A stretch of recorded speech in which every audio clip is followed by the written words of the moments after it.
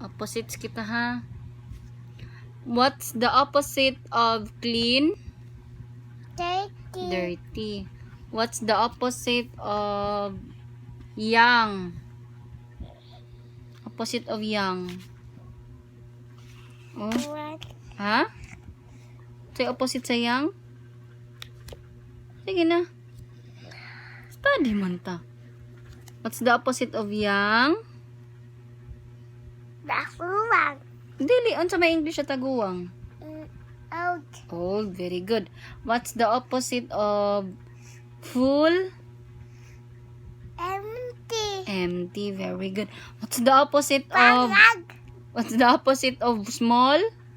Big. Big. What's the opposite of up? Down. Down. What's the opposite of open? Close. Close.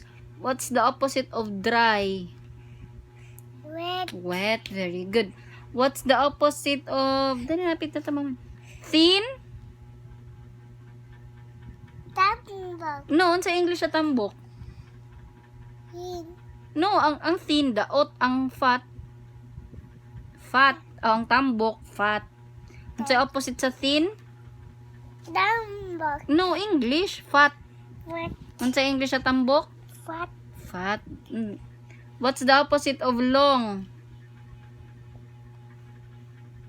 Long. Kani long, kani. Sige, ito ni, this one, oh. Short. Short. Sa opposite sa long? Short. Short.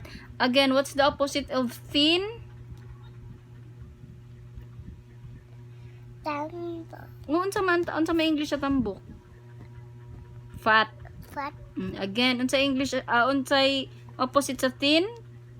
Fat. Fat. Very good.